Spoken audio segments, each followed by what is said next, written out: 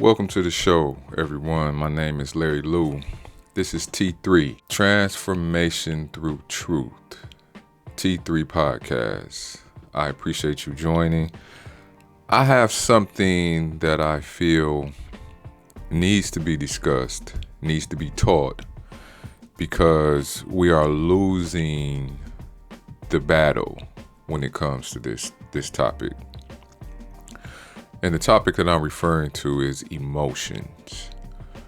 So I wanted to take the time out to explain what emotions are and what they do or what are they used for. Because this is something that I believe is destroying our youth as well as destroying some of us, adults. Because we were never taught what emotions are, what they do, what are we supposed to do when it kind of feels like we're getting out of control. We were never taught any skills when it comes to that. And so I want to start from the beginning, because with this podcast,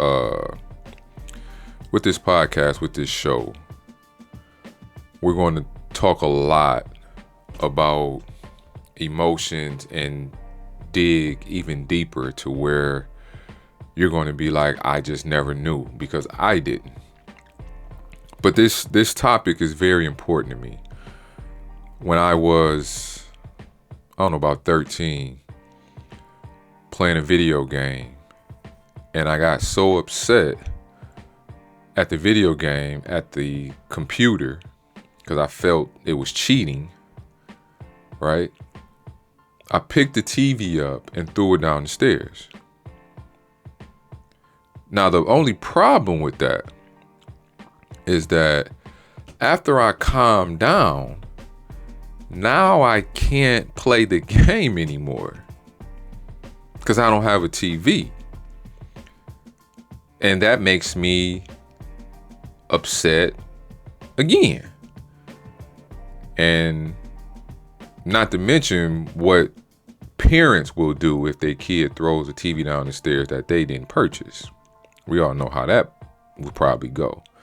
But my point to that story is, if I had the skills to know what to do when I got upset, whether it was take a break,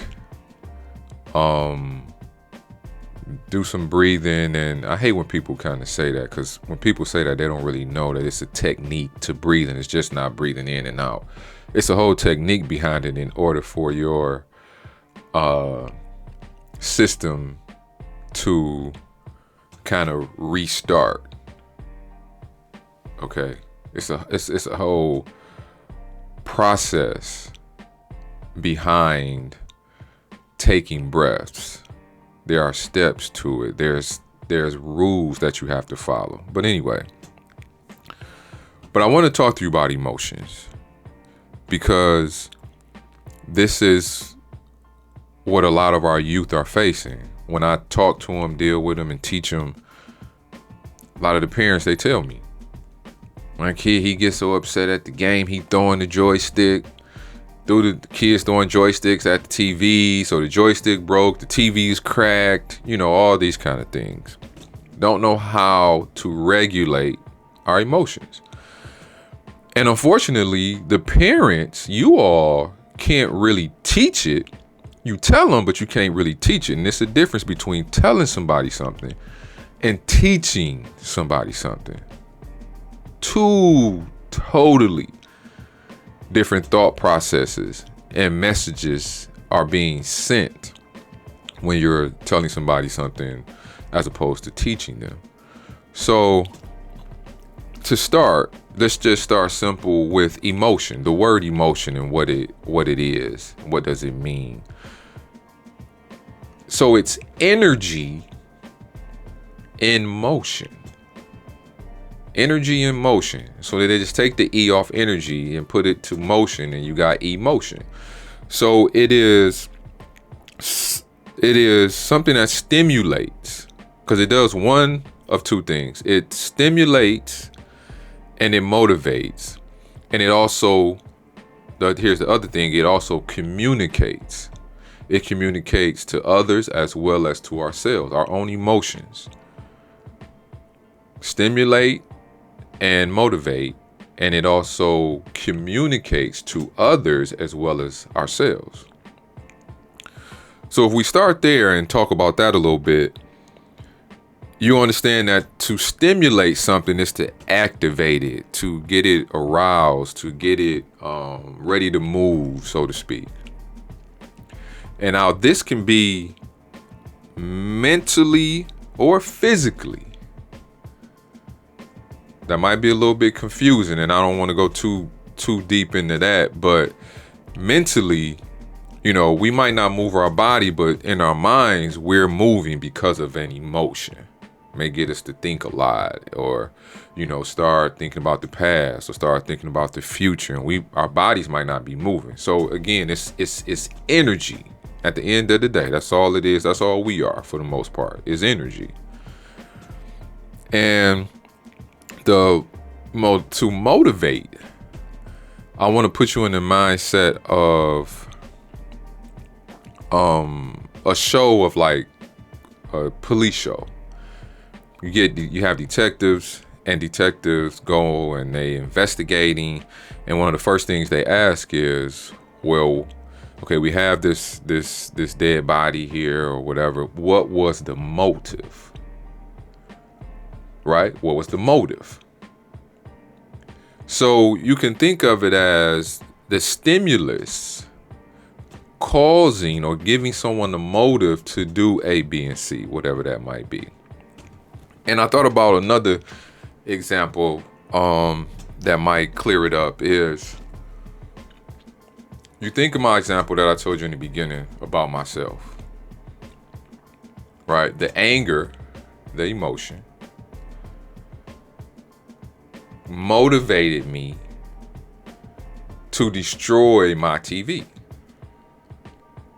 Okay?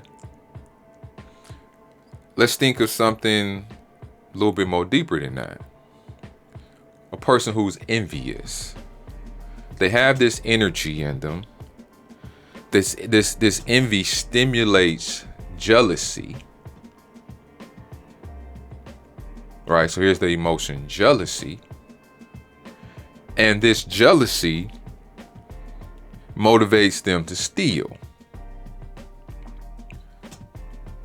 Jealousy is the motive behind the theft. Jealousy is the motive behind the theft. They only stole something or robbed somebody because they were jealous of what they might have had. If I like somebody's shoes and I don't have them, I can't buy them. I'm jealous. I want them. I'm gonna take them. Well, what was the reason he took his shoes? He was jealous of them. He was envious of them. So that's the basis of what emotion does. It stimulates and then it motivates. If we go to the second part to what emotions do, and this is not all that emotions do, but I'm gonna keep it simple. Emotions communicate / and or influence others as well as ourselves. So if we talk about others for a minute and how emotions influences other people's behavior, possibly towards us. I like to think about verbal and non-verbal communication. If you think about that for a minute. Verbal and non-verbal communication. And I know you all can think of times where you've been, in a situation, whether it's in a relationship, whether it's, a friendship, whatever. and somebody tells you nothing is wrong, and then they walk off and they slam the door. They say nothing and they, suck their teeth. They walk away and they smack their lips, or they just walk away, period. That's actually, just being honest, we keeping it 100. That was one of my favorites. Don't like what you saying and you getting on my nerves, I'm just gonna walk away. I don't have to say anything. I'm just out. But these are nonverbal cues. Nonverbal cues that communicate to others our emotional state.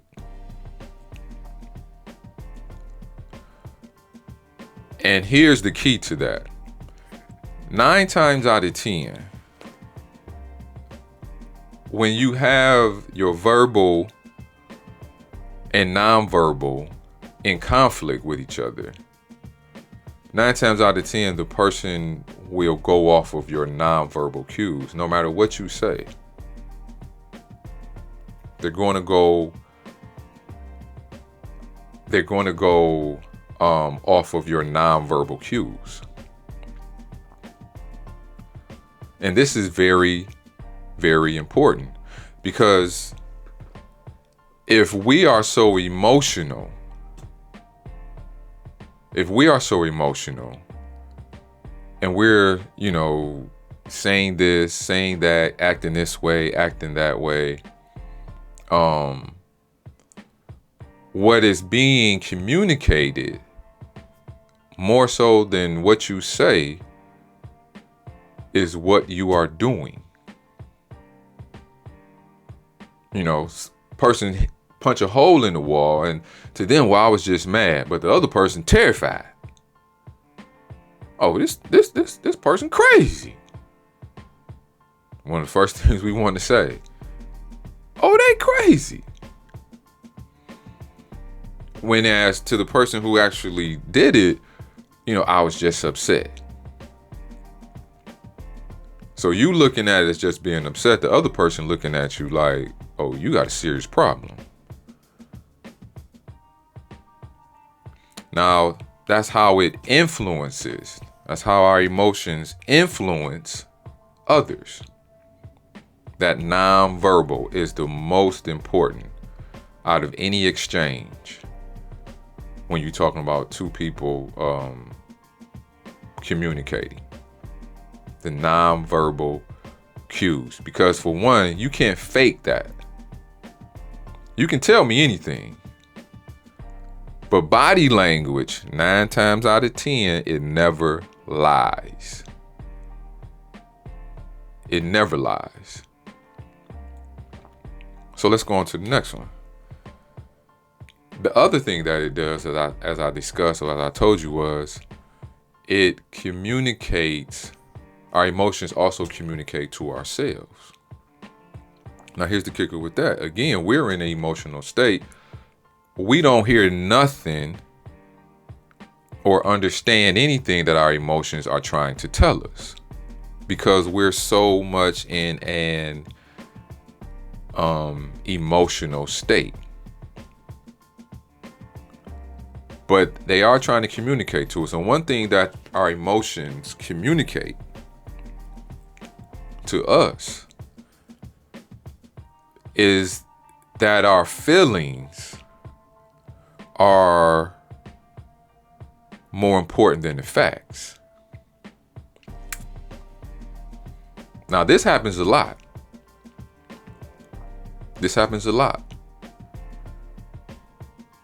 No one can tell you anything because of the way that you are feeling. Your feelings become facts. Even if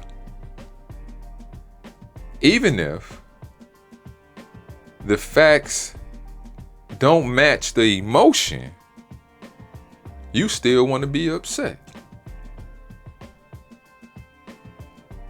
You still want to holler.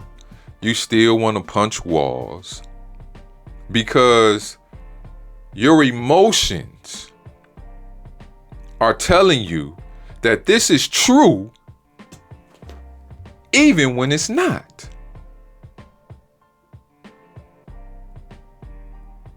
Your emotions are telling you this is true even when it's not.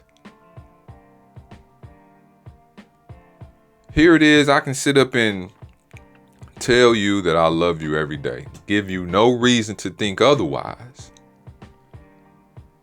But soon as I do something that you don't like, that you have a problem with, I'm on something else.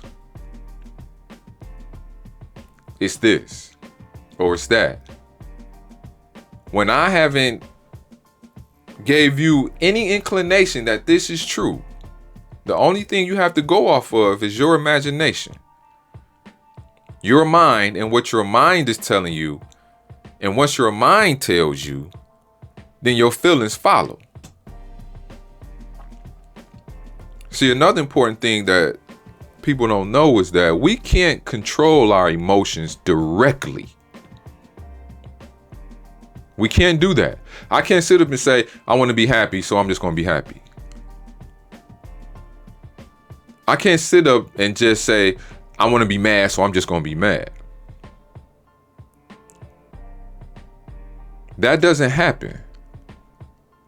So the only way that my emotions are affected is by my thoughts. So I affect my emotions indirectly by my thoughts. Now, my thoughts I can't influence directly.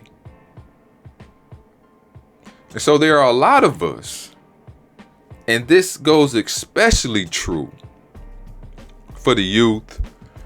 And I really hope a lot of 18 to 25 year olds in that kind of area, in that age group, maybe even a little bit more if, depending on how mature you are listening, because that 18 to 25 is a transitional period, and it can make you or break you, because you think you know everything. Y'all, ask your parents, or some of y'all parents, if y'all are honest with y'all kids, we were the same way. We think we know. This ain't gonna happen to us. We gonna do it different. But then you find out you know nothing. And it hits you so square in the face that it got you running back home. I don't know what to do. Why is this happening to me? It happens to everybody. It happens to everybody.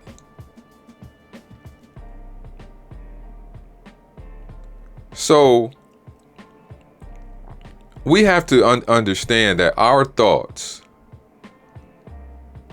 control how we feel, control our emotions. If we can get that under control, our emotions will follow. So our feelings are not facts. Your feelings are not facts. In any situation, check the facts first. If the facts don't match your emotions, or if your emotions don't match the facts, you need to change how you feel. Because what are you basing your emotions off of? It's not the facts. And this is what our youth have to learn, but who's teaching them this? Nobody. Why? Because we don't even know it. The parents don't even know it.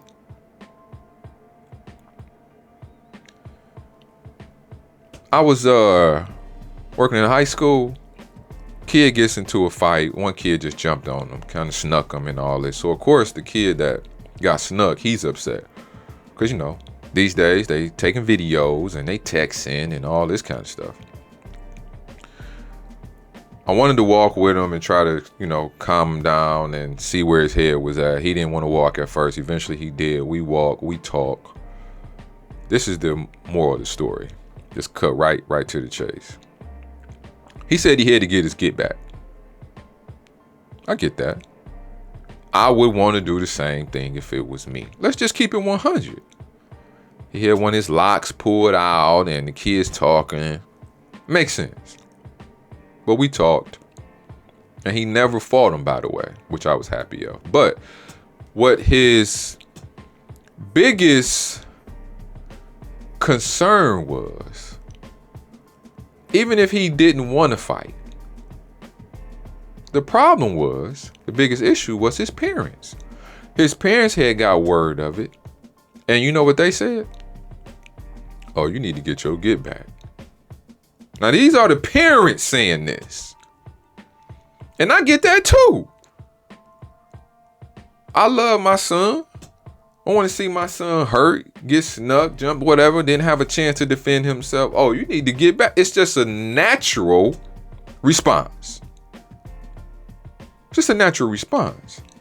But is it a wise one? And because this is why emotions need to be taught on what they are and what we need to do to regulate them.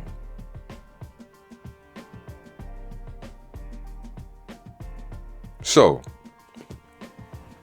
he never ended up fighting. He let it go, which I was happy of. But the parents were his biggest obstacle, because he had to go home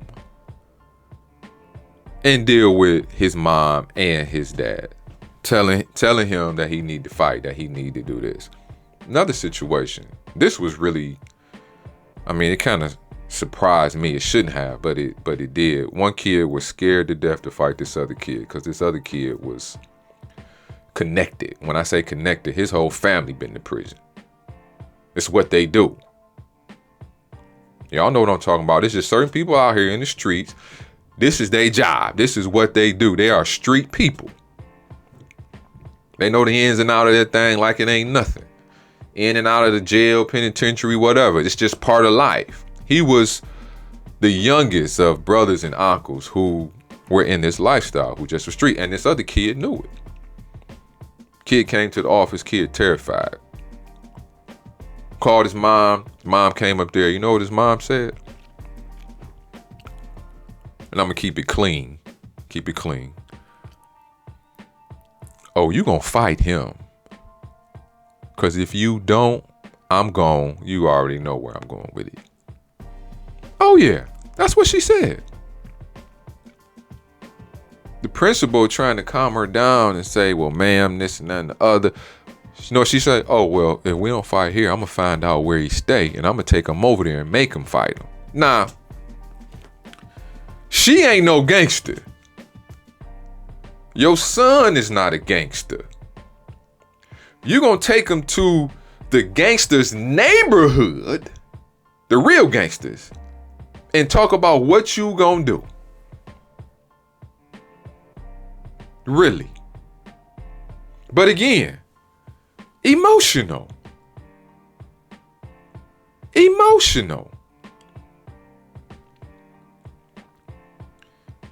Your feelings are not facts. Your feelings are not facts. But here's the other thing we talked about. So that's, how our feelings communicate to others and to ourselves. The other thing is, and this might be hard to understand a little bit, but when you grow up in an environment that's not validating, let me put this out here. Validation does not mean agree with. That's a misconception. People misunderstand that word. Just because I validate you or something you said doesn't necessarily mean that I agree with it. But your emotions, when your emotions are not validated, whether you're wrong or right, you can still validate somebody. But the problem is, like with these kids, and you see it, they're not getting validated about their emotions. A kid gets in trouble because another kid hit him first and he was just defending himself, and nobody wants to hear it. As if we out in the street, every adult here just about knows that if someone attacks you, you're going to defend yourself. It's just a natural biological reaction to protect yourself. But he gets suspended, or she gets suspended, didn't do anything, maybe was just defending herself. The guy didn't like her for whatever reason. The girls, she was talking to my man, all this kind of stuff. Same thing with adults. She was up in my man's face, whatever. Matter of fact, my friend just told me she was at her party, her birthday party, which is New Year's Eve. Her birthday's on New Year's Eve. This guy was waiting to use the bathroom. At this place, they shut the men's bathroom down, whatever had some issue. So the men and the women had to use the women's bathroom. And they had to go in one by one, whatever could pose not being at the same time, I guess. I don't know. Long story short, from what was told to me, this guy was going into the bathroom, and this one girl said, well, you can't go in there because my girl is in there. Nah, he said, well, it's 2 stalls, so I guess he feel like I ain't about to look at her or whatever. Maybe he had to go to the bathroom real bad. I don't know. Everybody knows, especially when you're drinking. I mean, sometimes you got to go. And she didn't like that answer and just swung on him. Now, she's a female, and she swung on him first. I'm going to leave that for another day. But the natural reaction is to defend yourself. But back to the self-validation. When you don't have people validating your feelings. Okay, that woman did not, validate this guy's, need to go to the bathroom or his feelings, or saying, because he's saying, I ain't about to mess with her. Look at her. She didn't care nothing about that. Wasn't no discussion. There's no discussion about validating people's feelings. Maybe that situation could have turned out differently. I don't know. But with a lot of kids, if they're not getting validated at home, they're not getting validated in school, there's nowhere that they feel validated. What happens is your emotions self-validate. This is what causes the intense reactions, because your emotions are trying to self-validate, because your emotions are valid. Nobody can tell you to feel a certain way. You feel what you feel, but if somebody tell you, oh, you shouldn't feel like that, that's not right. You can kind of try to explain why they should they should feel differently. There's nothing wrong with that, because maybe, again, the emotions don't match the facts. But this is what you see in young adults and adults becoming dysregulated within their bodies because they don't feel validated. Significant others don't validate. It's just we together, and it is what it is, and you just take things for granted. That happens a lot of times. So you're not thinking about the other person's feelings. But we should. Again, you don't have to agree, but you can say, you know what, I understand where you're coming from. And even with kids, my son has told me numerous of times things that have happened and why he did the things that he did. And I tell him, I was like, you know what? I can understand why you probably thought that was a good choice, but let me tell you why it wasn't. And 9 times out of 10, it's because we're not thinking about the consequences of our actions. When you are emotional, you're not thinking about the consequences. You're not thinking about the consequences. Because if you were, you would at least stop and think about it. Now, sometimes you're going to do what you do. We've all been there. But for the most part, especially what we need to teach to these kids is to try to think ahead and about the consequences, because sometimes the consequences that come are not worth, or were not worth, the reaction that you gave. But it takes time for them to learn that. So that's why they need us. But we can't tell them that because we don't know that. And even if we know it, we don't practice it. Because it is easier said than done. It takes practice, and more practice. So emotion, energy in motion will cause us to move in certain directions and do certain things, but we have to develop a course of action of what we are going to do when, although this energy that we feel like we can't control, although this energy is shooting through our body, we have to practice certain skills in order to deter that energy. And we're going to talk more about that. We're going to talk more. Like, we was talking about the one thing people say, take deep breaths. That does work. But just going, no, that's not how you do it. You breathe in through your nose and maybe hold it. People say like the count of 4, 8, and 4. You breathe in through your nose, hold it for 4 seconds, and then breathe out for 8 seconds. Or you breathe in for 4 seconds, hold it for 8, and then breathe out for another 4. But the numbers can vary depending on, how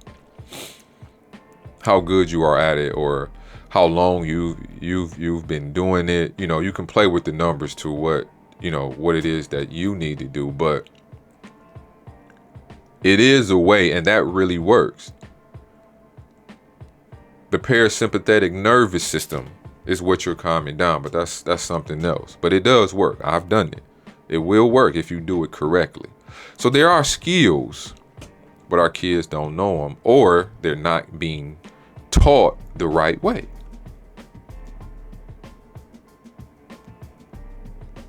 Emotions. So we're going to be talking a lot. This is a teaching, podcast. This is a teaching show. It's for us to become more enlightened, for us to be better today than we was yesterday, and be better tomorrow than we are today. It's about growing, and it's about constantly evolving to becoming better. That's what this is about.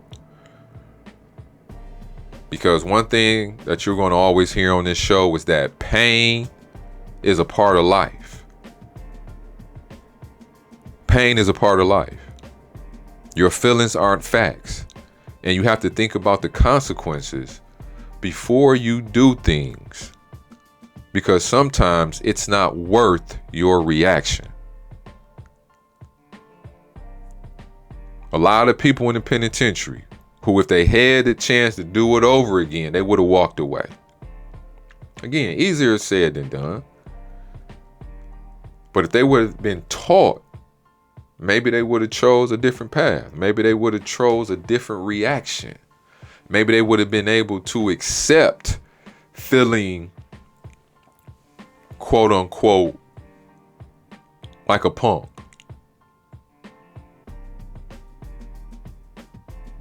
Maybe they could have took a hit to their self-esteem. Because you take a hit now, then maybe you can just build it back up later.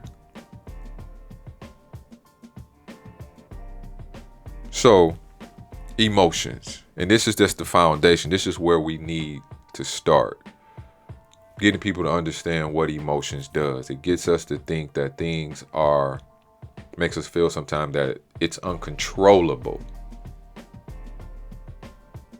That it's uncontrollable. That we can't help it, but we can.